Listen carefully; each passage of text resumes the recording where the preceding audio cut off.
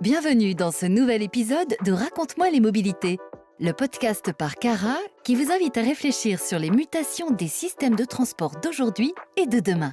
Bonjour et bienvenue dans ce nouveau numéro de Raconte-moi les mobilités. Je suis Loïc Lagab, chargé de communication pour le pôle Cara. Aujourd'hui, nous allons nous intéresser aux collaborations, souvent porteuses d'innovations décisives, entre un organisme de recherche et un industriel.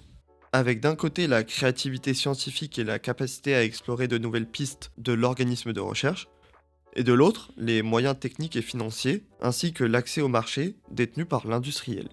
Mais quelles sont les bonnes pratiques pour transformer ces complémentarités en une relation durable et bénéfique?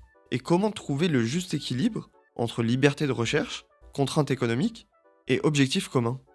Pour y répondre, nous avons donc le plaisir d'accueillir Gaetano De Paola, responsable de programme à l'IFP Énergie Nouvelle. Bonjour Gaetano. Bonjour.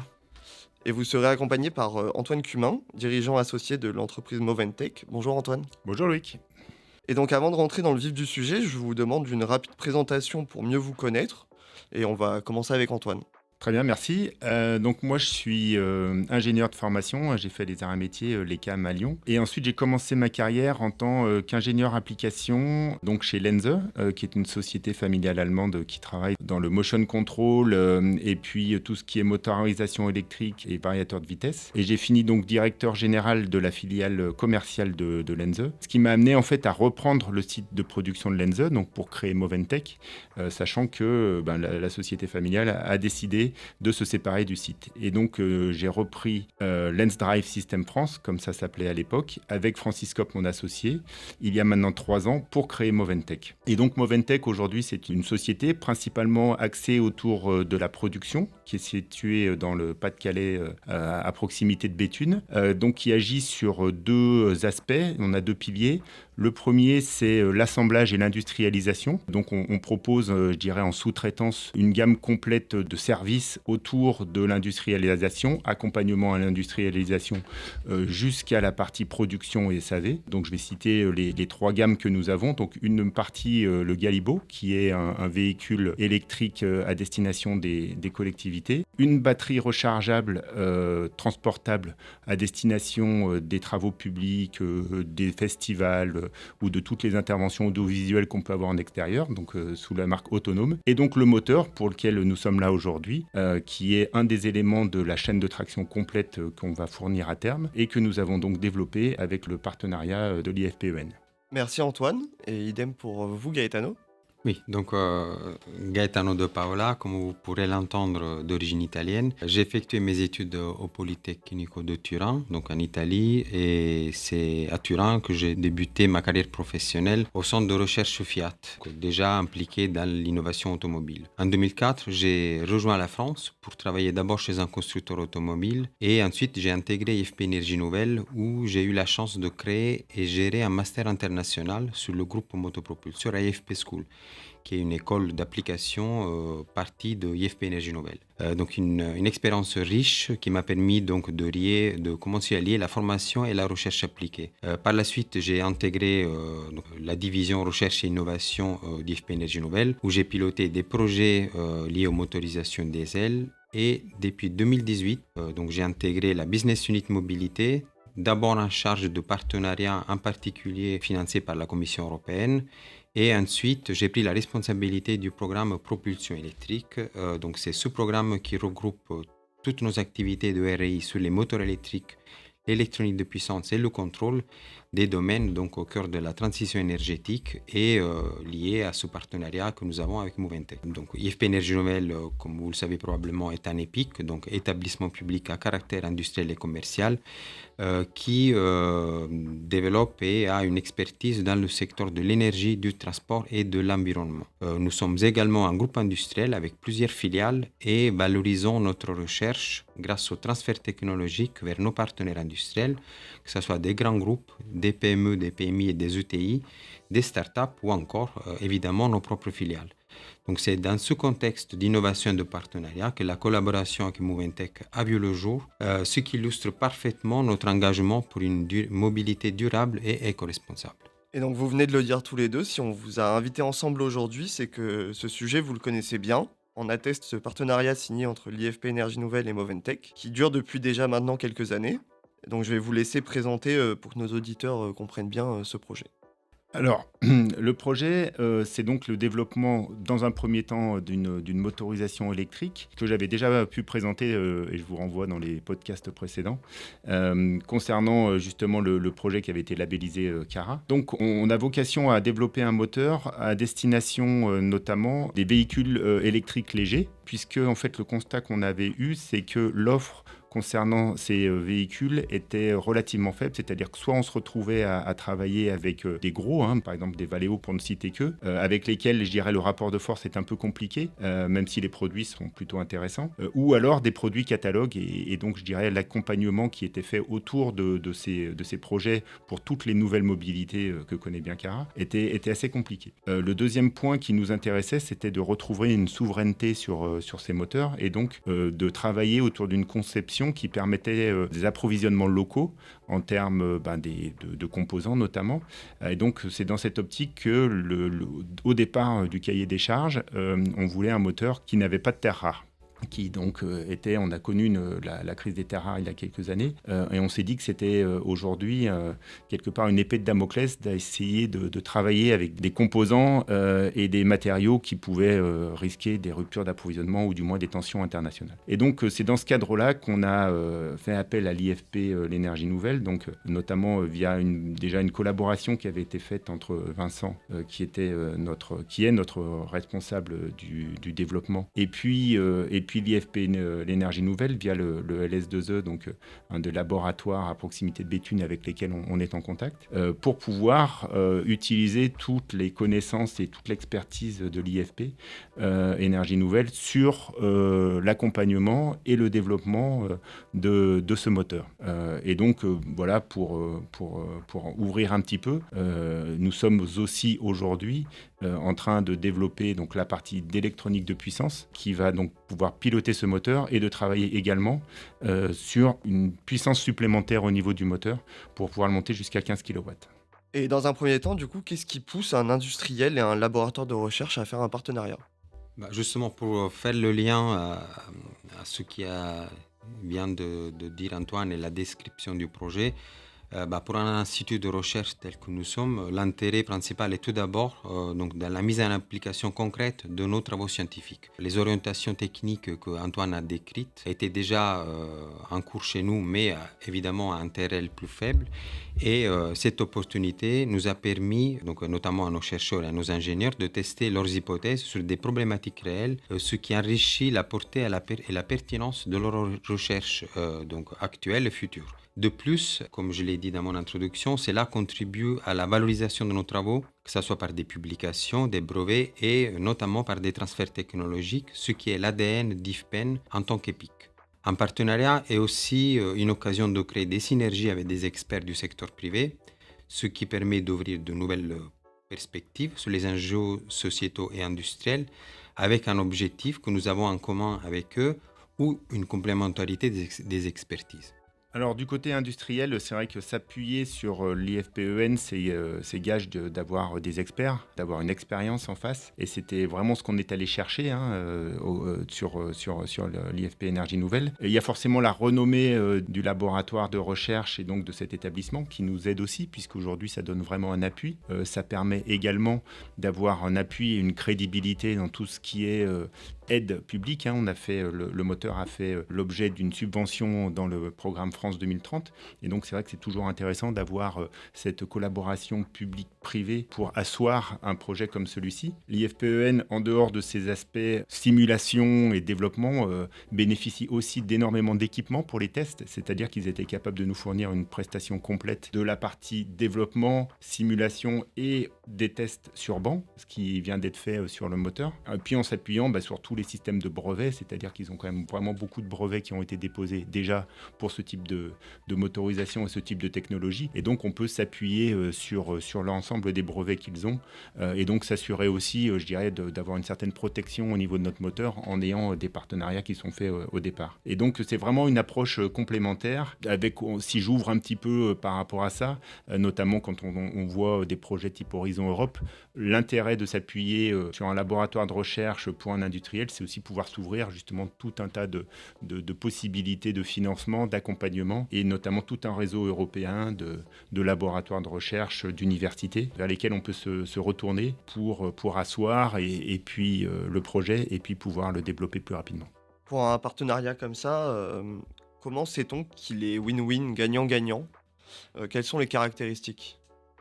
Il me semble important pour que effectivement le partenariat soit gagnant-gagnant si les objectifs qui sont fixés dès le départ par les deux parties soient atteints ou disons au maximum de ce qui est possible de faire, en sachant qu'un projet est vivant et donc il évolue et tout au long de son histoire.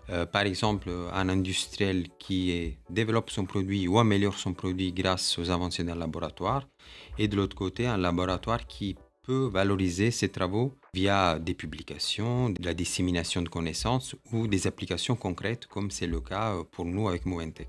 En particulier pour un EPIC, le partenariat est un succès aussi si les résultats, et surtout probablement si les résultats renforcent notre mission première qui est faire progresser la connaissance scientifique, bien sûr, mais aussi développer de nouvelles technologies, acquérir des compréhensions meilleures des besoins industriels, parce que c'est cette confrontation avec l'industriel qui nous permet donc de mieux comprendre ce qui est nécessaire et ce qui est attendu. Et évidemment, à la fin, garantir un transfert de technologies qui peut assurer des perspectives économiques à l'industriel qui développe un nouveau produit, un nouveau portfolio de produits, et aussi à l'établissement public qui se finance aussi par ses moyens. Je peux peut-être terminer en disant que pour moi, un partenariat est un succès aussi s'il permet de développer des compétences et l'expertise des équipes impliquées des deux côtés, donc de l'industriel et du laboratoire, que ce soit les aspects scientifiques et techniques. Donc évidemment, c'est plutôt un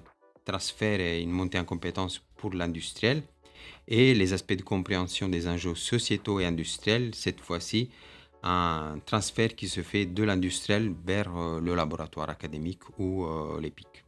Oui, si je peux ajouter quelques mots de notre point de vue, c'est vrai que je suis assez attentif au terme de partenariat, c'est-à-dire qu'à partir du moment où on est sur un partenariat réel, on est sur quelque chose de gagnant-gagnant. Sinon, il n'y a pas de partenariat, c'est une relation commerciale client-fournisseur telle qu'elle aurait pu s'établir. Sinon, nous étions allés chercher pas un laboratoire de recherche, mais je dirais une société d'ingénierie qui fournit des prestations aussi de développement telles qu'on en a sur le marché. Et donc, c'est vrai que ce partenariat, c'est toujours... moi, je suis plutôt du côté commercial au niveau de ma carrière, et c'est toujours quelque chose qu'on met en avant, le partenariat avec notre client. On est des partenaires, en fait, dans la majorité des cas, c'est uniquement une relation client-fournisseur où en fait, voilà, on a une relation purement commerciale. Et dans le cas d'aujourd'hui, ça a été quand même des sujets au départ, pour se mettre d'accord et qu'on mettra après, c'est qu'en fait, on avait vraiment cet objectif commun. C'est-à-dire que cet objet, déjà une vision commune au niveau de l'électrification, comment est-ce qu'on arrivait à fournir donc au niveau de la performance, au niveau de la recyclabilité, au niveau de la durabilité. On avait vraiment des objectifs communs là-dedans. On avait aussi cet objectif de souveraineté qui était important pour nous, c'est-à-dire comment est-ce qu'on arrive à faire du sourcing local, du développement local, du support local. Et donc, c'est vrai que ces objectifs communs permettent vraiment de parler de partenariat. Et puis, on l'a vu en cours de développement. On a eu forcément quelques événements parce que les tests ont pris un peu de retard, parce qu'il y a eu des choses qui ne sont pas exactement passées comme on veut. Et c'est là où le partenariat se met vraiment, où on a l'occasion de le tester, dirons-nous. C'est-à-dire que voilà, dans ces cas-là, on s'est posé, on a regardé comment on pouvait faire. Il n'y a pas eu d'accusation d'un côté que de l'autre. On est toujours essayé d'avancer ensemble pour que peut-être avec un petit temps de retard ou des adaptations à faire, il n'y ait pas où l'impact soit mineur chez certains, c'est-à-dire qu'ils ont dû peut-être mettre un peu plus de moyens d'un côté que de l'autre. Mais tout ça, c'est fait toujours dans l'intérêt du projet, et c'est vraiment dans ce cadre-là qu'on peut vraiment parler de partenariat. Du coup, ça, c'était en amont de la signature du partenariat. Et une fois qu'il est signé, justement, comment on travaille ensemble pour établir une relation claire et équilibrée? Il a été important, en effet, après la signature du contrat, peut-être qu'on reviendra plus tard parce que c'est la discussion du contrat est aussi un moment important et qui est aussi chronophage, qui peut prendre beaucoup de temps. Mais disons, une fois signé le partenariat, il a été important de définir et partager les règles claires dès le départ. Donc quand je dis partager avec les équipes, parce que disons que l'équipe dirigeante de Moventech et moi et la direction de la business unit, on était d'accord parce qu'on a discuté, on a signé le partenariat, mais il fallait partager ces règles. Alors, vulgariser, on va dire, aux équipes. Donc, objectif, délai, les ressources allouées et les responsabilités de chaque partie. Donc, en gros, les règles d'engagement, comment on a imaginé ce travail. Ensuite, nous avons mis en place un comité de pilotage qui était donc composé par la direction de Moventech et la direction de la Business Unit Mobilité. Et c'est là pour suivre l'avancée du projet et résoudre les éventuels désaccords, mais plus que désaccords, je dirais, les imprévus et les difficultés du projet, comme l'a dit Antoine au début. Et ça a été, pour moi aussi, c'est encore une des raisons de la réussite de ce partenariat. Il a fallu insister sur la communication et la confiance mutuelle, ce qui a mis en place et qui a permis des échanges très réguliers et transparents entre les équipes. Donc il y a des canaux de communication fréquents et continus, je dirais. Et j'ai l'impression, et je demanderai l'avis d'Antoine, que ces quelques règles sont complètement respectées par les équipes et plus que respectées, sont prises avec enthousiasme, je dirais. Oui, c'est vrai que je suis d'accord avec Gaetano, hein, c'est avant tout une affaire d'hommes et on a la chance de ce côté-là, c'est que les équipes s'entendent vraiment très bien de manière générale. Donc, en fait, ça facilite beaucoup, hein, et encore une fois, l'objectif commun et la communication et la confiance sont vraiment les 3 points principaux qui font que la relation est claire et équilibrée, les choses sont dites, tout est mis dans le sens de faire progresser et d'essayer de tenir les engagements sur le projet. Et donc, dans ce cadre-là, c'est parfaitement rempli. Il y a quand même une structure qui est mise en place, hein, donc avec un comité de pilotage, avec des points d'étape.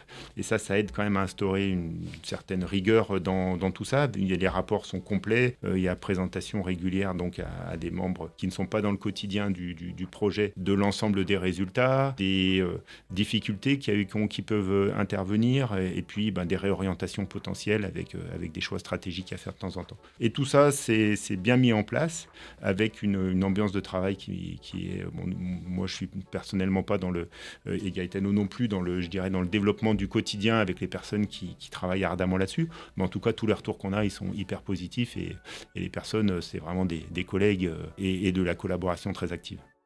Et du coup, pour rebondir, vous parliez de difficultés qui pouvaient être rencontrées. Est-ce que vous en avez quelques exemples à donner?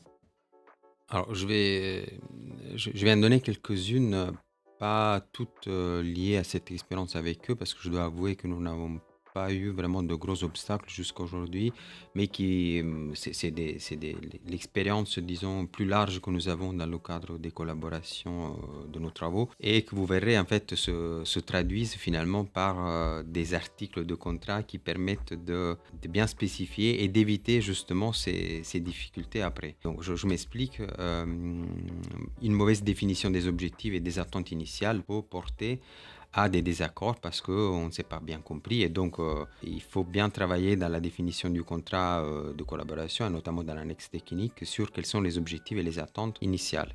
Des déséquilibres dans l'investissement, que ce soit en temps, en ressources, en moyens, et donc là finalement c'est plutôt une définition des relations et de comment les travaux des uns et des autres s'intègrent.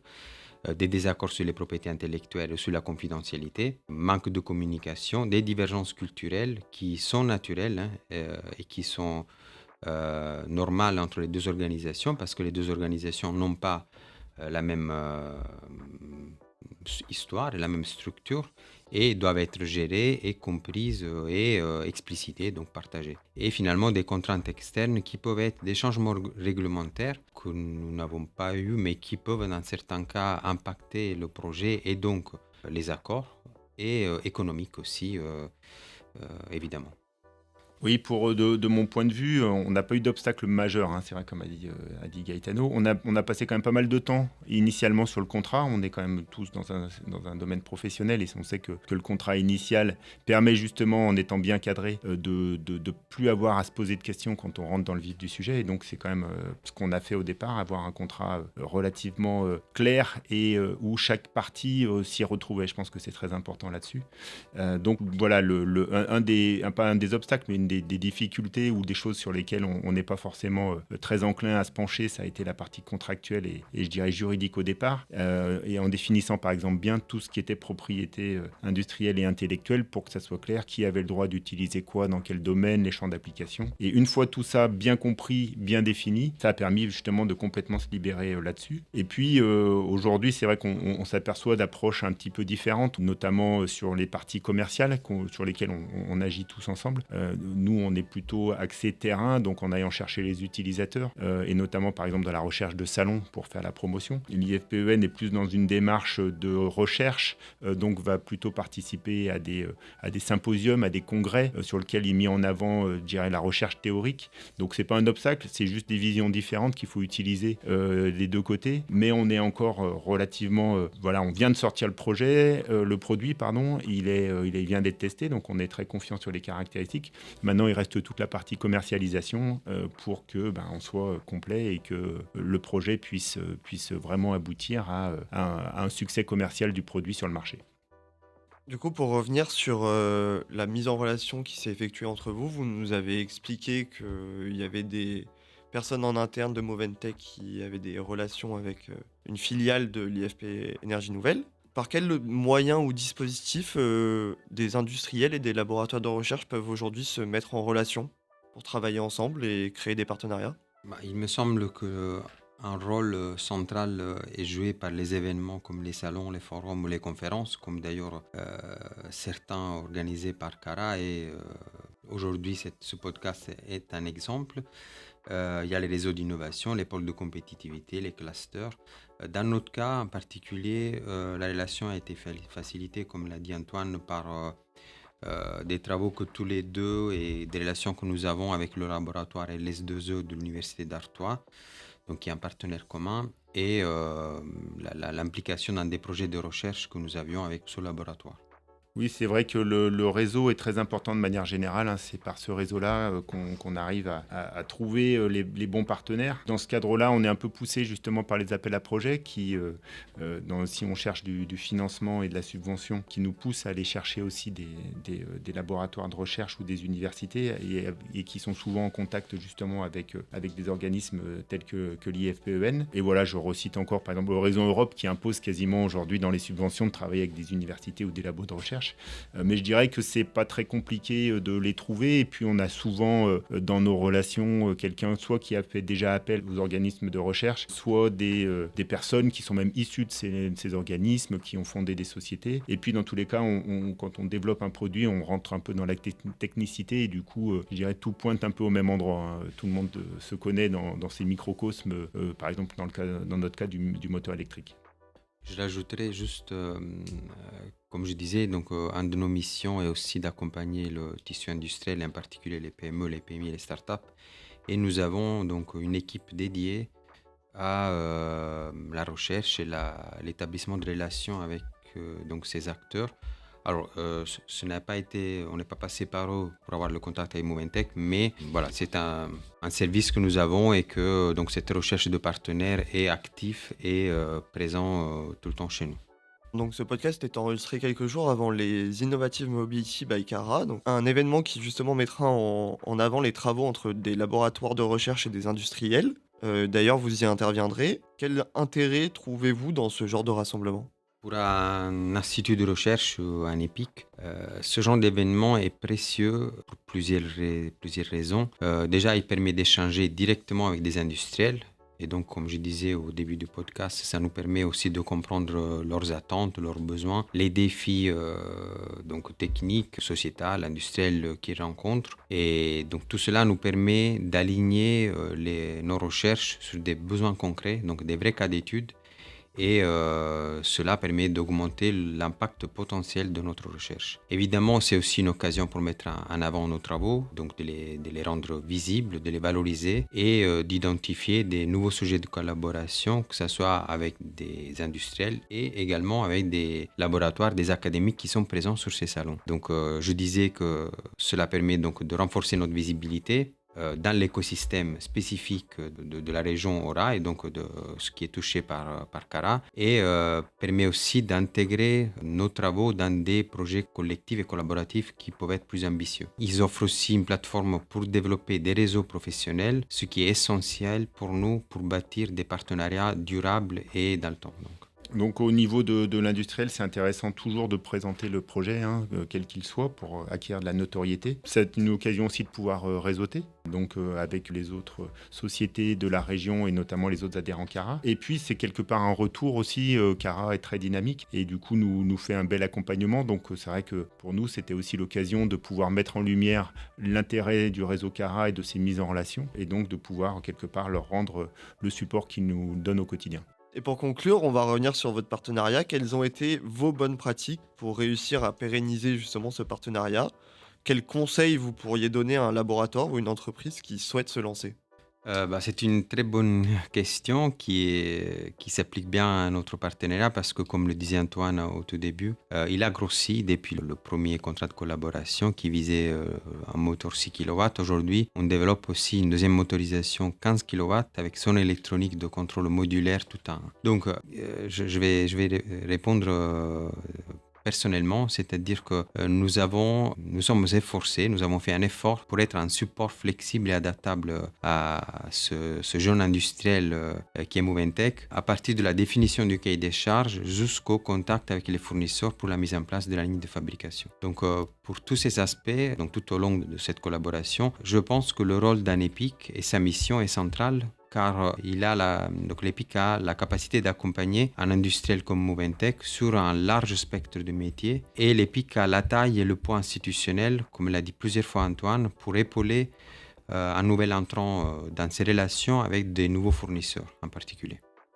Oui, je reviendrai sur l'objectif commun, la confiance, la communication, qui sont pour moi les trois piliers qui permettent vraiment d'assurer la réussite d'un tel partenariat. Je pense qu'en effet, c'est, comme le disait Gaetano, la flexibilité, c'est-à-dire qu'on définit au départ un cadre, et ça c'est très important d'avoir ce cadre, très important d'avoir ces points d'étape qui permettent notamment aussi de ne pas être surpris lorsqu'il y a quelque chose qui bouge, qui glisse, les difficultés qu'on peut avoir au quotidien, et puis qui permettent de tenir un timing, parce que c'est forcément dans tout développement de produits, de projet est dans un timing et donc il est quand même important d'avoir un rythme soutenu et ça le cadre le donne et à l'intérieur de ce cadre de créer vraiment un climat de travail un peu comme au sein d'une équipe dans une entreprise, un climat de collaboration et de travail qui soit sympathique et là vraiment de ce côté-là les équipes s'entendent très très bien et puis voilà la flexibilité puisque tout se passe pas exactement comme prévu au quotidien et il faut que des deux côtés les efforts soient faits pour que ça continue et que tout le monde gagne de son point de vue.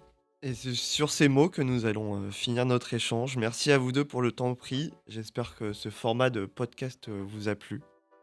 Oui, donc déjà merci à Cara pour votre dynamisme, l'opportunité de mettre en avant cette collaboration, c'est toujours très sympathique. Ce jour, lors du podcast, et puis on sera très heureux d'intervenir avec Gaetano lors de l'Innovative Mobility by Cara d'ici quelques jours. Je tenais à remercier aussi forcément les personnes qui contribuent et puis même grandement à toute la réussite du projet. Forcément Gaetano, on a aussi Missa du côté de l'IFPEN et Thomas qui se reconnaîtront quand ils nous écouteront.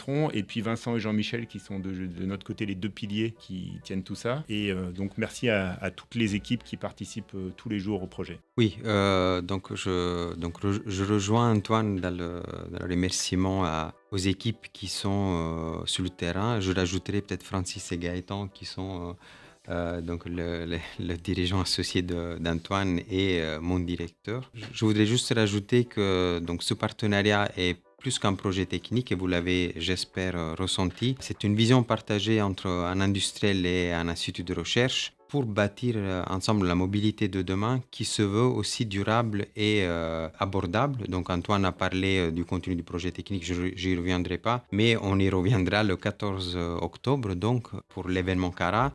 Merci à tous et merci à Cara pour aujourd'hui et pour l'organisation de l'événement du 14 octobre.